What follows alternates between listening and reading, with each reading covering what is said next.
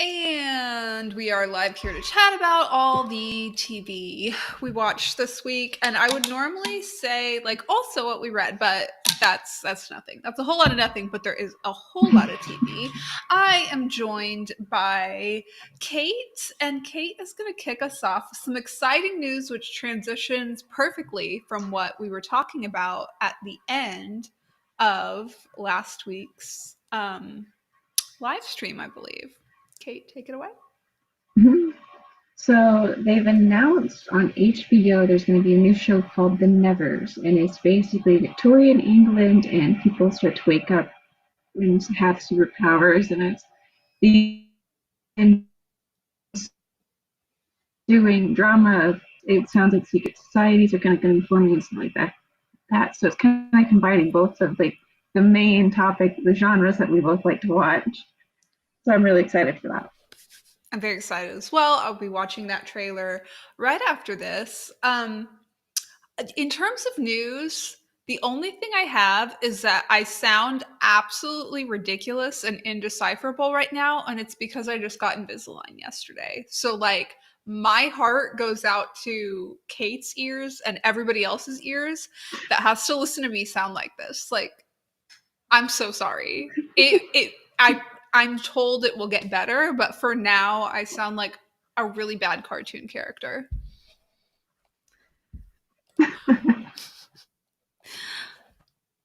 So without further ado, I'll just keep talking. It does get better. What now?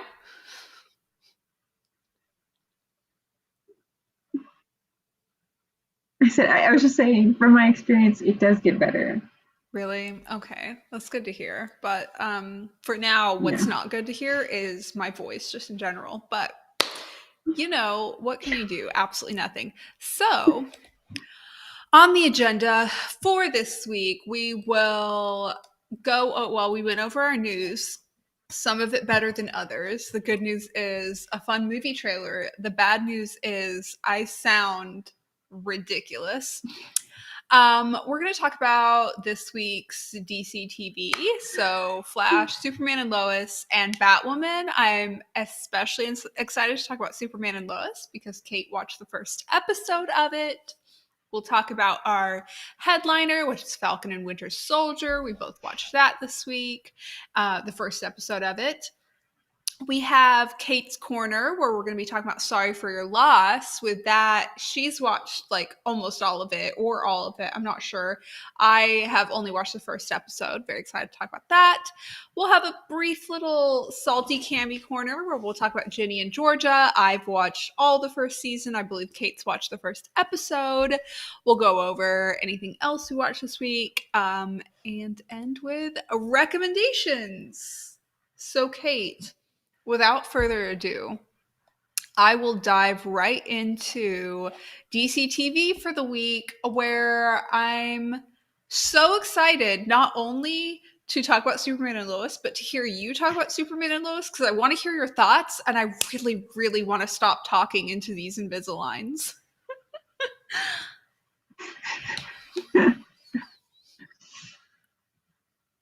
Yeah, right.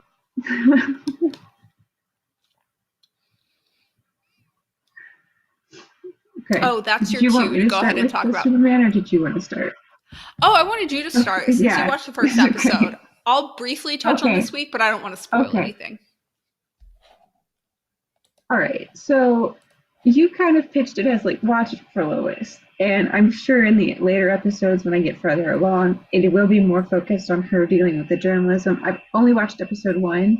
Mm-hmm. And I will say I actually like all of the family characters. I know you said you kind of felt like Superman was bland, but before I started watching a lot of superhero stuff, he and Captain America were always kind of like my favorite in the idea, because they represent like an ideal, and it's fun to break down the ideal and like watch like there's that. So watching him as a person that should be like this perfect superhero deal with basic family issues, it's interesting to me.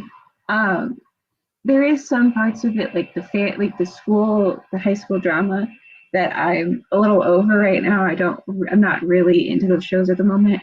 but they did it in such a way that's more the family side of it. So I'm interested. And so,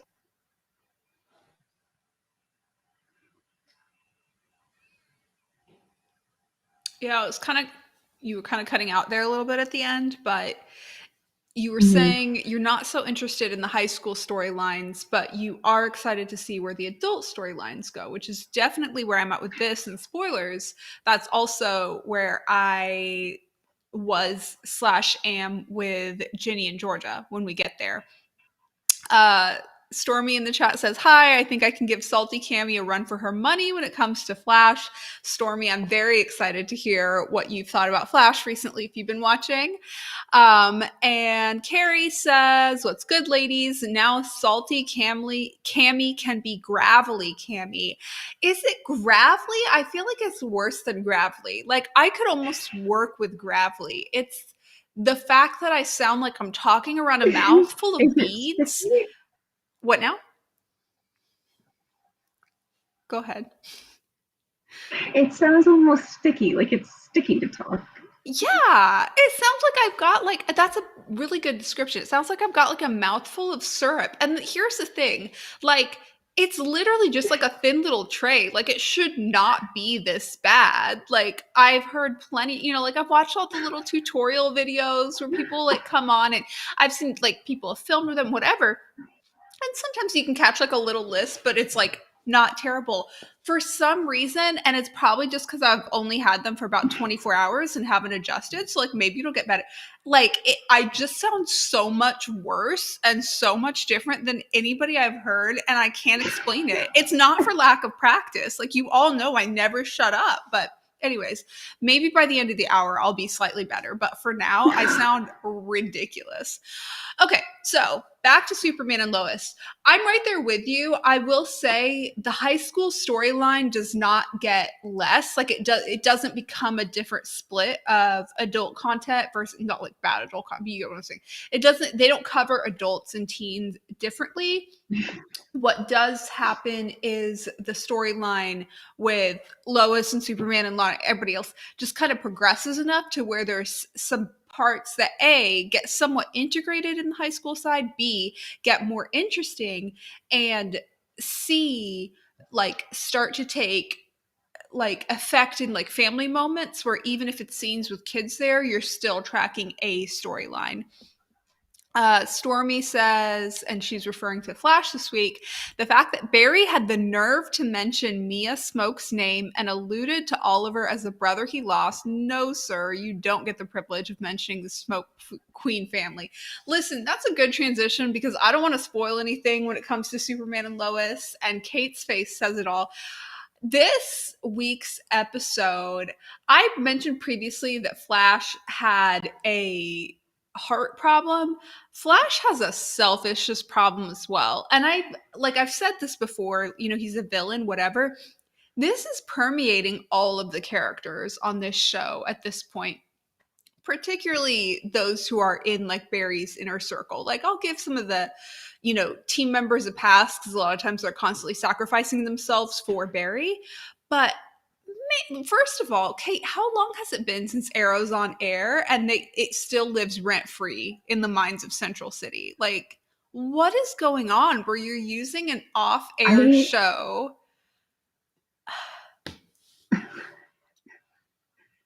I mean it's been a year. Right. What are you doing?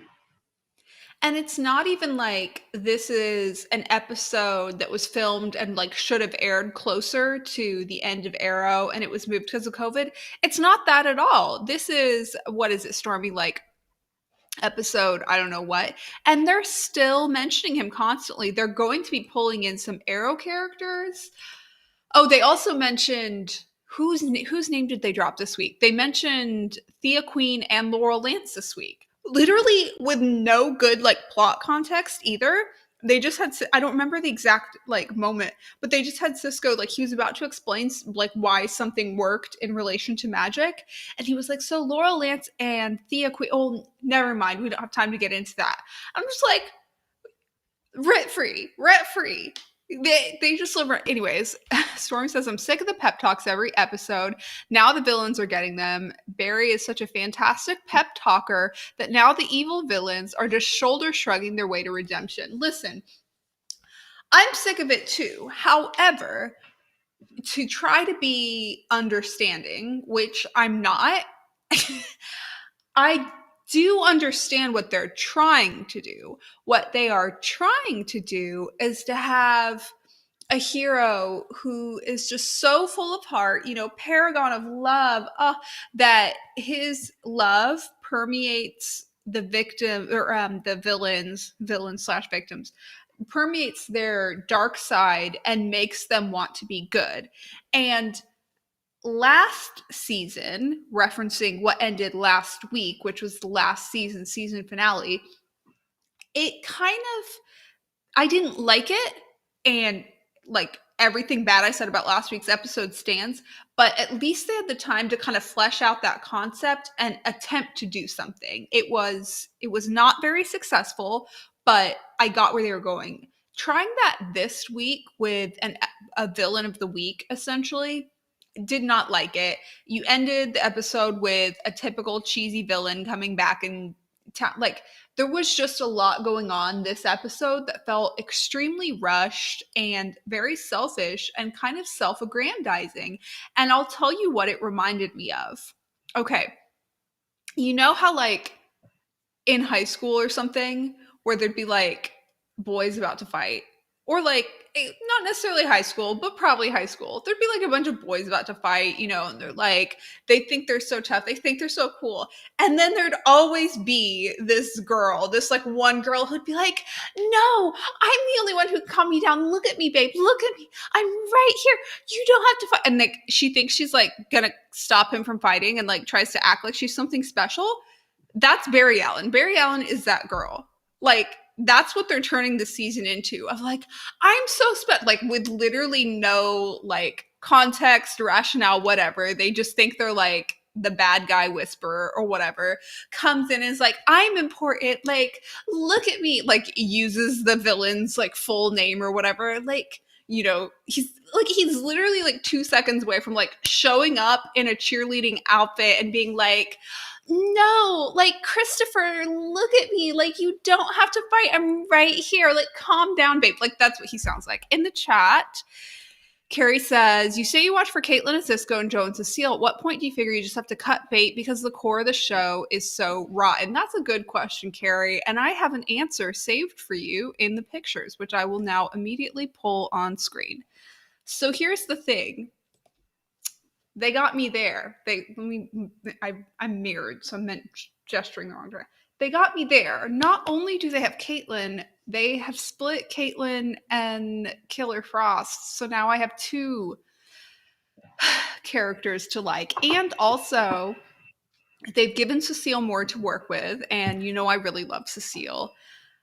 I would say that they've kind of also tried to subvert, and I think they've been doing this since they've had the new executive producer. I think the new executive producer has really done a better job of writing Joe. He is less often forced in the position of like giving a pep talk to Barry frequently. Like sometimes he'd have to give a pep talk to Barry and then go talk to Iris and tell her to forgive Barry. And that rubbed me wrong. Like I don't like them having her father have to do that, and I cannot imagine any good father doing that to his daughter. So like they've kind of subverted that. So Cecile has better stuff. Joe either has better stuff or has less disrespectful stuff, in my opinion. Cisco, well, he's still name dropping Arrow, but they've like renamed him and so whatever. So like they're giving me more things for the characters I like. I would say I think Barry has actually gotten worse. Carrie says, is Danielle going to get 2 paychecks now or not? Technically, yes, because she is also directing multiple episodes this season, I think. So she is getting 2 paychecks, just not for the 2 characters. I happen to think she does a really excellent job on this show, and I'm not sure how they've managed to keep the actress from Sky High for this long, but Uh, Stormy says Flash and some of their fans can't leave Arrow alone. They live rent free in their heads. Oliver and Felicity were just supposed to disappear, but we never will, partly because of essentially jealous Flash fans. They have a lot to be jealous of. The romance on the show is written so bad. Like, it's written so bad. And I don't think the romance is written badly only for Barry and Iris. I think bad romance kind of permeates the show, which is ironic because of the whole. Said, I did have to giggle in the ways that cut from Barry and Iris kissing. Iris made some corny line about the earth move. Like, Barry has the sexual chemistry of a pebble. Yeah, I really wish they had actually attempted. I know they can't like kiss or whatever because of COVID. And I don't like this ship, but I really wish they had attempted to like give them better sexual chemistry. They kept like trying to throw references to like romantic moments of like, oh, we're gonna go to this, island resort, or we're gonna, travel around and it was like a lot of telling but no showing, and it made it very palpable that there was very bad chemistry between the two of them. It did kind of feel like they were coming back together after, having not filmed the show in a while, and they kind of lost their repartee, and they don't really have good chemistry under normal circumstances, but it was actually particularly bad this episode, so that was kind of disappointing. Stormy says, Barry, it's totally cool if you don't figure out that was Iris for weeks or months. I get it, Joe, you're a father to both, but you should be mad that Barry didn't know. I need Joe to take Iris aside. I need them to stop having her be a punching bag for every other character. Yeah, and something about this episode, she particularly came across as like an annoyed babysitter who was not into him the way he was into her, which is like what she is. So yeah, not a fan. But again, on screen, they got me there. They got me there. So when do I have to cut bait? I give this show like maybe one more season after this, and then it'll be done. So I won't have to decide. Okay, Batwoman. I'm not going to go too much into that. Are you okay with me mentioning some Batwoman spoilers, Kate? I have heard about the news, so Okay, go ahead and awesome. spoil it because I'm not watching it. Okay, so essentially what we learned this week in the news is that she's been recast, like the actual Kate Kane. It's not just like there's a new person taking up the Batwoman mantle, but the Ruby Rose Kate Kane will be played by Wallace Day. Yeah. And I have it up on screen right now. I mean, I don't know that I've seen Wallace Day in much of anything, so I don't really know like her performance style, but like objectively they look very similar, and CW has certainly recast same characters before, so that doesn't bother me. But this week's episode was all about them all finding out that Kate Kane was actually dead and not just kidnapped. So they're going to have to do like take backsies on that whole emotional impact. So like maybe I just missed, kind of exactly when the news came out, but I'm pretty sure the news came out before this episode came out. And I think they should have just held that news for like maybe 48 more hours so we could have the emotional impact of this episode before we find out that she's been recast. But their plans are higher than mine. Their ways are above mine. I'm sure it'll be great. She looks lovely. Storm in the chat says the thing is, you're mad at Barry for legitimate reasons. They still write the person is mad as the one in the wrong. Look at Cisco being mad about his brother thanks to Flashpoint. Yeah, I mean, like, consistently all the characters have some reason to be mad at Barry because he is a villain, and they always have to turn it around by the end of the episode and be supporting him in every possible way, like a lost puppy. So that's that. Let's Carrie says, I certainly understand that the show had to address Kate Kane, but I just feel like Ryan is being wholly overshadowed by the specter of Kate Kane. I agree, and that's why if I had my way, I would not only would I have held off on this news long enough to get past this episode, I would have held off on this news even longer so we can fully process that there is a new person in the Batwoman mantle. Kate Kane was first missing and now dead, and we got the emotional impact of who's choosing what right before her death on, the island, and loved the fact that new Batwoman did not choose to sacrifice herself in a futile attempt to save old Batwoman. Great, love it. You go through that, you go through the emotional distress of Alice finding out her sister is gone, even after, she killed her lover, like all of that. We should have had the emotional impact of that episode. And then I would have liked to see, I don't know how long it'll be before they bring this chick on, but I would have liked to see Ryan be Batwoman for a good bit longer before we have to revisit Kate Kane. And I say this as somebody who likes Kate Kane. I just think we barely got through the introduction of new Batwoman. But do we feel like we have DC out of our system? Can we transition to Marvel, Kate? What do you think? Yeah. All right, let's do it. Okay, so I'll have you kick us off here because A, you are our official Marvel representative, and B, you watched this before I did, even though we both have watched it. I just finished watching it tonight, actually. We have the fake Captain America right now on screen, but talk me through your thoughts on this pilot. So, first of all, it's now blatantly obvious that the three big upcoming, like the three big TV shows that were going to come out of Marvel, WandaVision, Falcon and Winter Soldier, Loki, they're all going to be about grief and trauma, just in different executions, which is interesting. I think it's really fun writing for them to decide to do that. This definitely is like action packed. It looks and feels like a Marvel movie. It just is a little bit slower paced, and we get more intimate moments that you don't normally get to have quite as much of in the movies. That being said, I actually really liked it. I think I probably liked it more than most of the Marvel movies. The action, for some reason, to me was more believable. I liked that fight scene. That extended fight scene in the beginning was really great. And then the emotional scenes had a really great balance of humor and sincerity, and still had the tone of a normal like Captain America movie, which was fun. There were some points where I thought it was a little cheesy or whatever, but I was it was a good time, and I am interested to see where they go from here. I think, in contrast to WandaVision, which maybe we shouldn't compare the two, but I'm absolutely going to compare the two.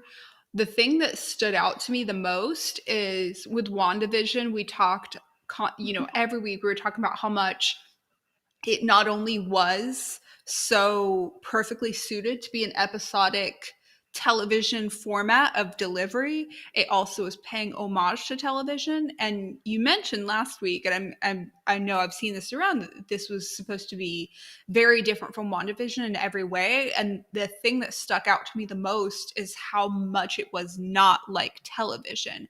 When we got to the end of the episode, it felt like a movie that just had a cut, right? I won't say randomly had a cut, because it cut in a reasonable place. It cut wherein I would say a movie usually goes from first act to second act in a typical 3 to 4 act movie, right? But it felt like it was sliced there. It did not feel like the end of a TV show. So that really stood out after watching WandaVision. Yeah, I mean, because WandaVision definitely benefited from the tweak, both in the structure of the storytelling, because it was emulating a week-to-week release sitcom, but it was also very much the story very much benefited from the time we had to theorize and stuff like that. And maybe the farther along in the series we get, that'll also happen. But this show definitely, it feels more like you're being fed the story. There's not a lot of puzzle pieces to figure out. Mm-hmm. There's obviously questions like who's the villain, who's behind all this, like whatever. But for the non-comic book viewer, just like with the casual viewer, there's not as much things to figure out a puzzle for what they consider as there was with WandaVision. So they could have also done it as a full release, like and just make it like a marathon show, or do the one Mm-hmm. where it's like half release, where you release 2 or 3 episodes at a time. And I think that actually might have been more beneficial, but I will save that like full opinion until we get more episodes because that could change. Um, but yeah, it did definitely feel like the end of a short and you're just like waiting for the sequel. They're building the team in the second act, and then we'll see what happens in the third. Kind of. Absolutely. I think with a streaming service like Disney Plus, where people are paying, per month, if you have something that's more than 4 episodes, there's a monetary benefit to releasing it weekly so that people are paying for at least, you know what I'm saying? So there's that. I'm with you that judging just based on the pilot, this feels more like a show that I would marathon as an event series. The last I think event series that I marathoned was, what's it, like Lupin on Netflix would be a good example. I marathoned through that, and a lot of it felt like a heist movie, but like slice of life ish or whatever. And if I had merged all of the episodes together rather than keeping it, like episode of the week, which is not how it was released, it would have felt very movie like. And I suspect this will be the same way. Could be wrong. And even if it is that way, that doesn't mean there's not some benefit to releasing it episodically. Carrie in the chat says, how are you going to put that imposter in the center square? Hey, I got to jump right in there with spoilers. You know what I mean? And also, I thought this reveal was funny because I cannot get out of my brain how much imposter Captain America looks like Ralph Dibny from The Flash. I thought the same thing. He Really? Okay, looks good. It's not just me. so much like Disney is exactly what he looks like. Yeah, but then also, it also made me think of like Mace from Shield that plays the Patriot. But Uh I huh. was like, but you come to like Mace, and I really don't want to have to come to like this guy. So, Right. Watch this guy turn out to be like a robot or something. mm-hmm. Carrie says, what impact do you think the release order made and how you feel about the show? Falcon and Winter Soldier was supposed to come out before WandaVision. Oh, huge impact. That's a really good question. I think if I was not holding this up to WandaVision, I might still be making that same comment about this feels like a movie. I would almost rather watch it as a movie, but I respect episodic releases just because we haven't had those in a while, but it would probably be a lot more positive. It's because I enjoyed WandaVision not just being episodic for, something to look forward to during quarantine mind rot, but also because it was an homage to television and it was structured to be released episodically and theorizing each week was really fun or whatever. Because it's like if you've never had ice cream, then you don't know what you're missing. And then once you have, you're like, oh no, yogurt is not the same thing. It's like that. But this will be good though. I really do think it'll be good. Yeah, I mean, I've enjoyed it so far, but it's definitely a different kind of thing entirely from WandaVision. And to be honest, if it was before WandaVision, I probably wouldn't have watched it. But after WandaVision, I'm still kind of like feeling the withdrawals of the Marvel, and so I'm watching it just because I want to be in the conversation. Uh, but objectively speaking, it's not. It's a good show. There's nothing I can really point to and critique about it. It's just it's not something I would naturally gravitate towards like I was with WandaVision. Mm-hmm. The one thing I'll say, just based on the pilot, is it needs more women or screen time for the women they already have. I really enjoyed, for example, Falcon's sister. I liked her presence. I like the her what she added, also even non-verbally to the scenes, but also her dialogue. I thought was very realistically written. She was very engaging. I want to see more of her, and I want to see more women in general. Okay. Well, Kate, I'm once again turning it over to you to kick us off because the next thing on our agenda is sorry for your loss. So we have entered Kate Corner. I'm just here as a guest because I've only watched the first episode, but I'm not averse to spoilers, so take it away. Okay, so mentioning WandaVision withdraws, I am watching another piece of Elizabeth Olsen's amazing work. So this is a show on Facebook Watch that I started watching about a week and a half ago. Last week I'd only watched the first two episodes. Now I've watched the first season. There's two seasons. Um, it follows the main character Lee, who has recently lost her husband in a somewhat mysterious accident. Um, and she's dealing with there is a recently recovering addict, and her mom is has her own issues as well, and she also has to deal with her complex relationship with her brother-in-law and everybody else like that. Um, it's a very emotionally charged show. A lot of it is sad. A lot of it is, as you expect, going through the stages of grief and how that incredible character show. A lot of times when they go, like you see this kind of happen in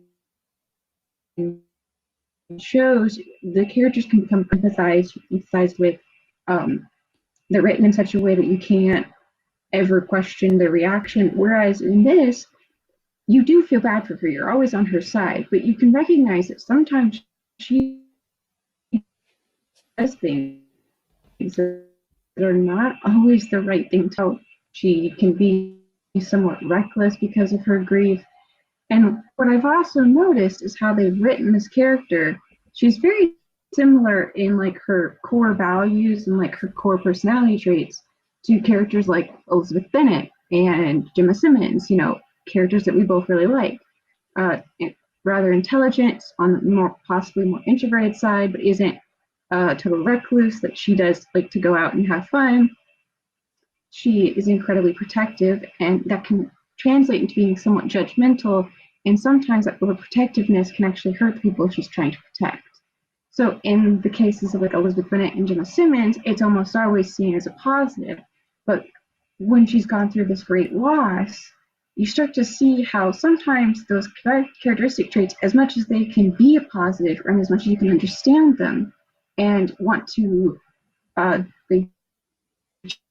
justify her actions, you can still see how much pain she's causing the people around her, even though she doesn't mean to.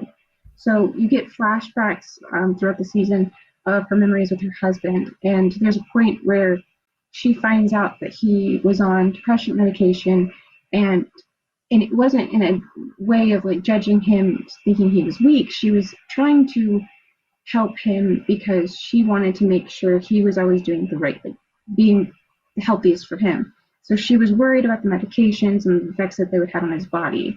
And because of that, she was coming off judgmental. But it starts to hurt him. It starts to be upsetting to him and destructive. And seeing that side of a character that is a large portion, very similar to characters that a lot of people normally like, was really interesting. And yet you still really like this character, but because she's going through so much and you get to see all these different facets of her life, you get to see how sometimes those character traits can be a problem. And you have to work past that and be knowledgeable of your own faults and understand sometimes, even though that's your first instinct, to bring that in or you'll hurt somebody in return.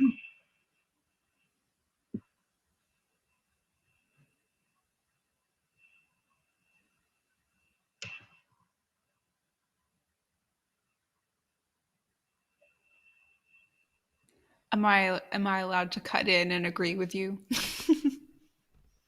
Yeah, you can. Yeah. Okay, good. I was pausing and just absorbing. I only have watched the pilot, but I can already tell that that is not only a very astute character description, it's also a very like kind and empathetic one. I think what I found the only like I I'll say negative with caution. The only negative reaction I had to the pilot, because I loved it. Obviously, it's very sad, but I loved it.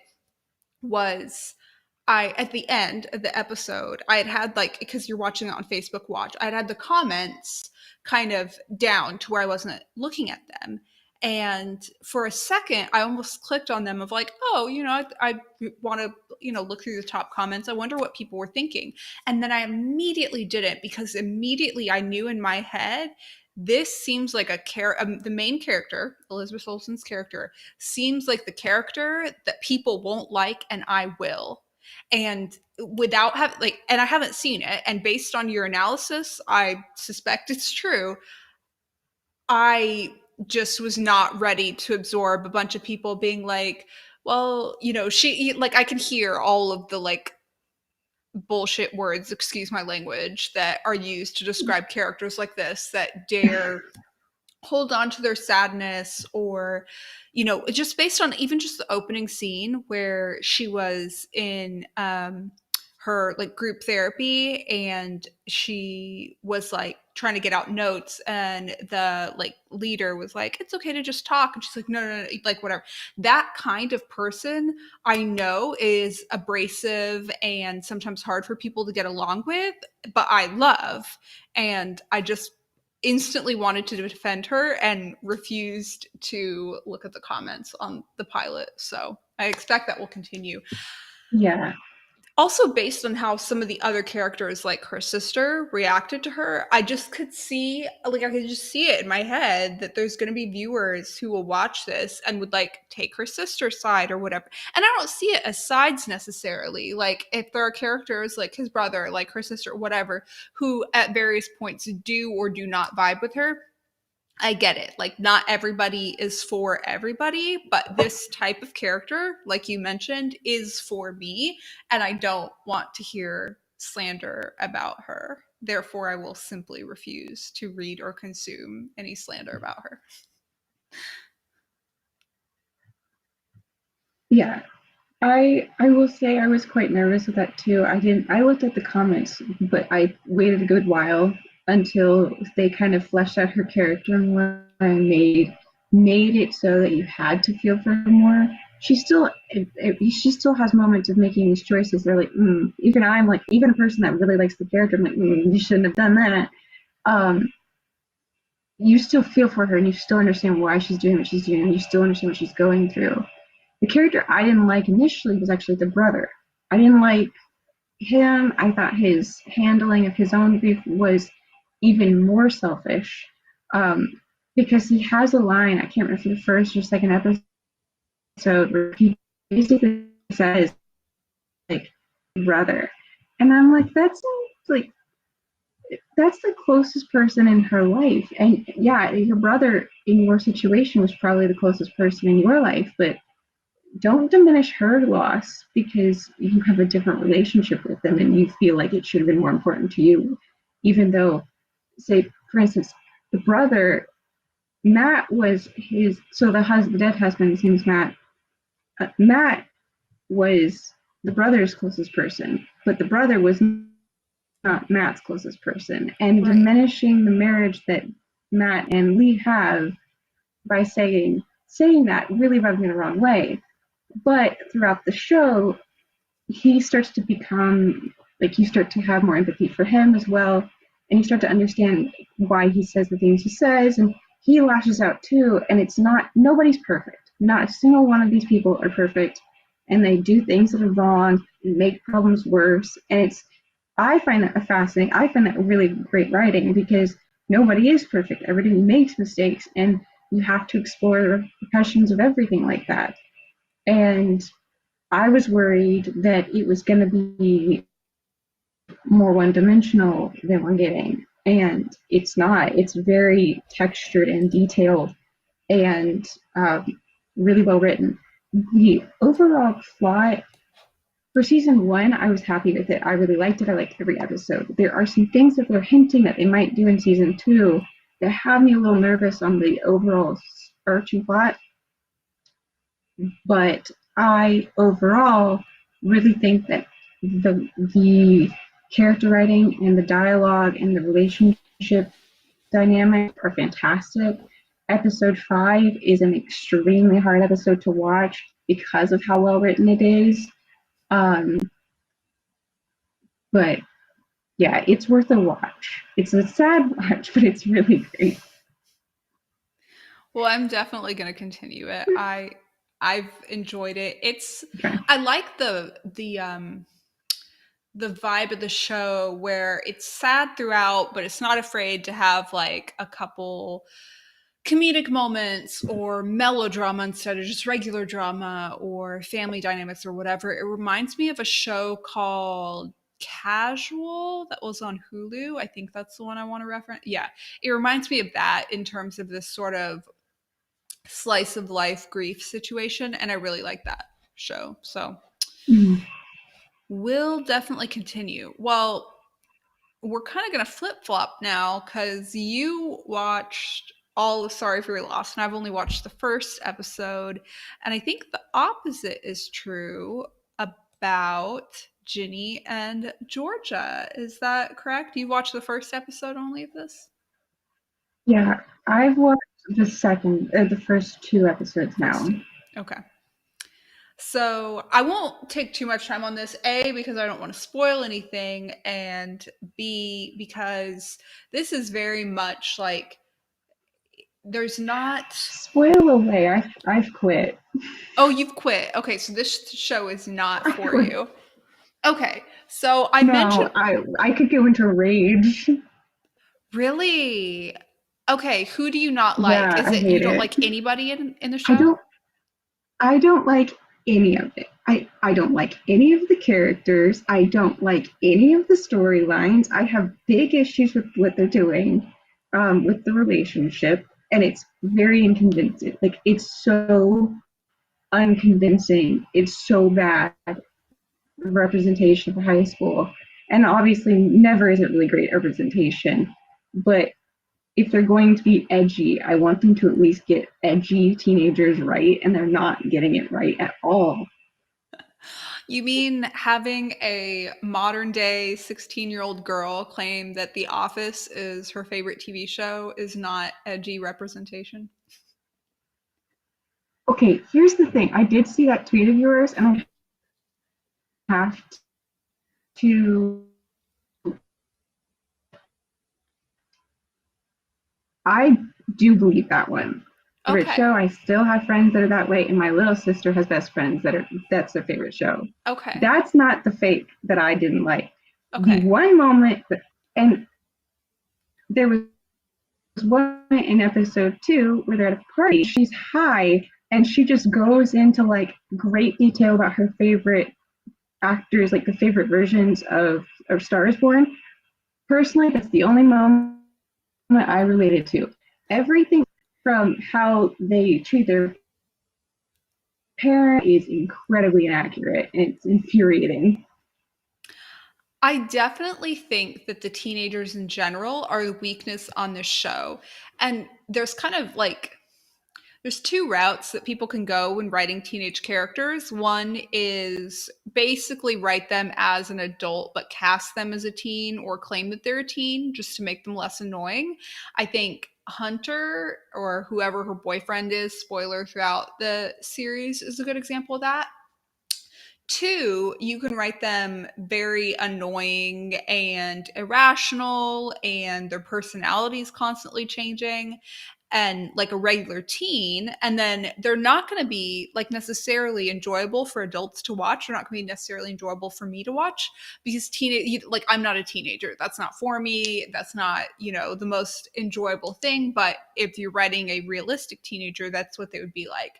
The third route is what was taken here, where they're written the way adults think teenagers are, in kind of like this uncomfortably glamorized way when it's actually not glamorized at all, but it's like definitely how a bunch of like middle 20s to late 20s adults who are like entry writers in a writer's room and are the token young people or whatever, how they think teenagers act. So, first and foremost, I and this is one of the reasons I kind of thoroughly thoroughly ignored the teen storyline.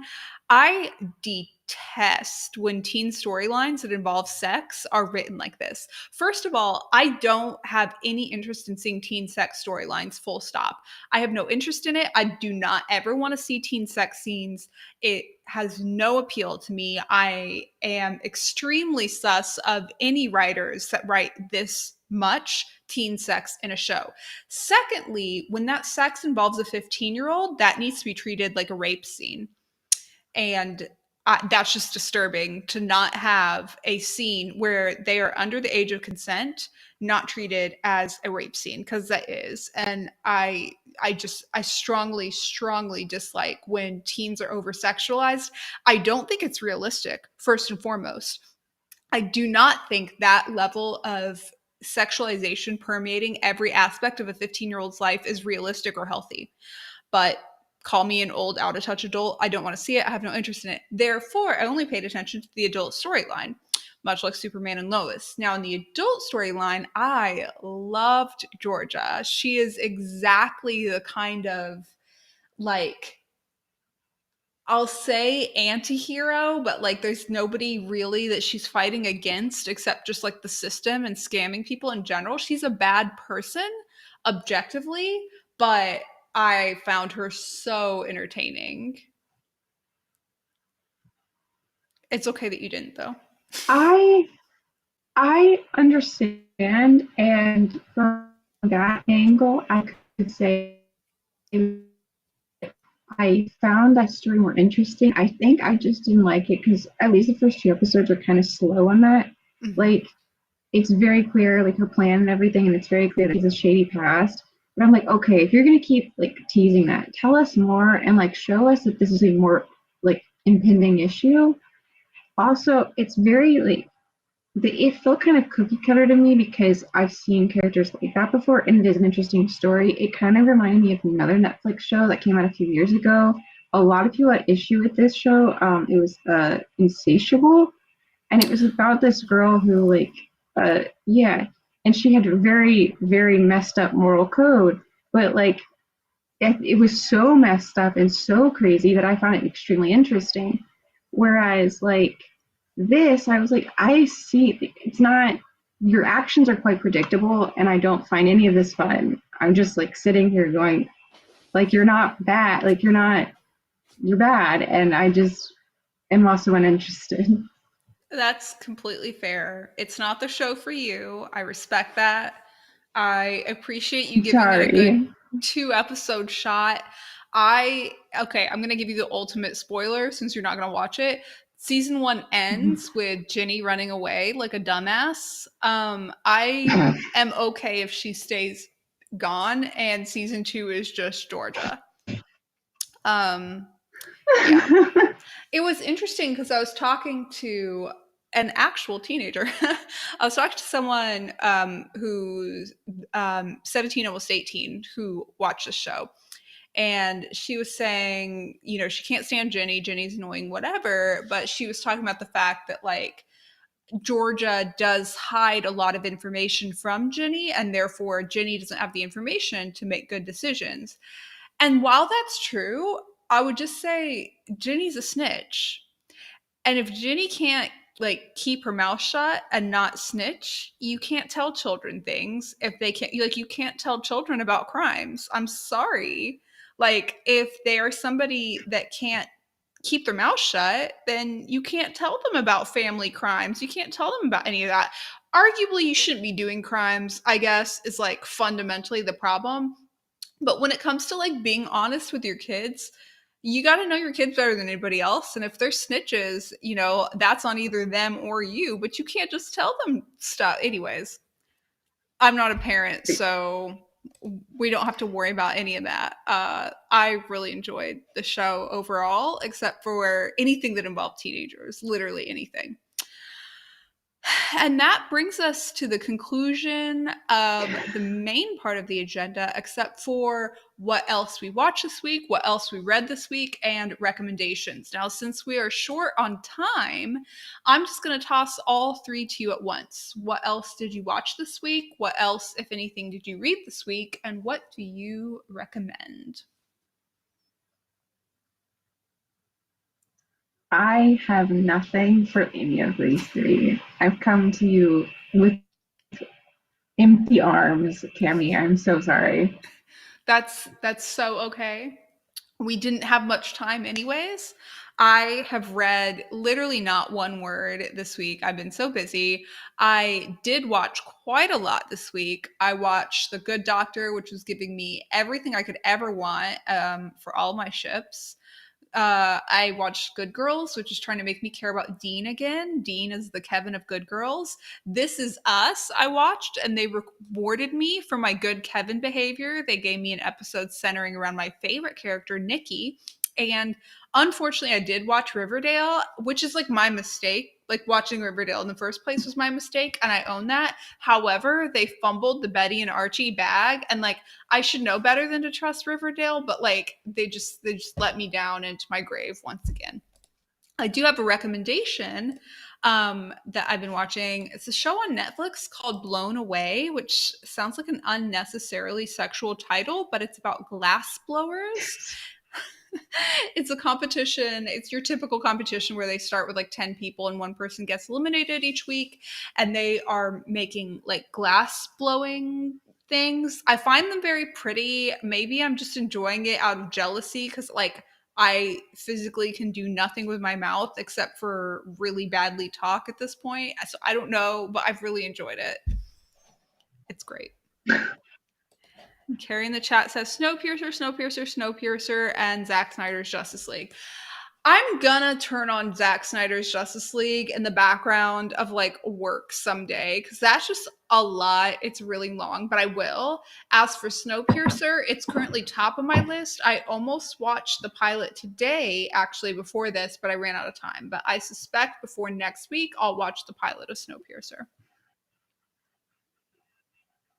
And I have to get access for both of these. And Carrie, I just want to let you know that you've like dropped the ball in advertising this for us because the main actress in that is the wife of Paul Bettany. That's how you should have advertised this Oh, you to could have just me. led with that. Yeah. Well, Kate will have marathon Snowpiercer by next week. I hear it's good. I Yeah, really do I, want to I watch looked it. it up finally and it looks good. I need to get access to it. I don't have whatever service it's on. I can't remember. Is it like on Hulu or something? I'll have to check. One way Mm-hmm. or another, I have most services through this out or the other, but the only one that I'm like is kind of my ride or die is YouTube TV. 10 out of 10 would recommend. Not sponsored by Google, but I am a slave to Google in every way. All right. Well, we are at time. That covers everything. I look forward to chatting more next week about Snowpiercer / whatever else we get into. Carrie says she was also Suit Lady in Spider-Man. I did not know that. I do want to go back and watch a bunch of the Marvel movies that I skipped while I was in my judging Marvel phase. Been saying that a while. All right. Well, I will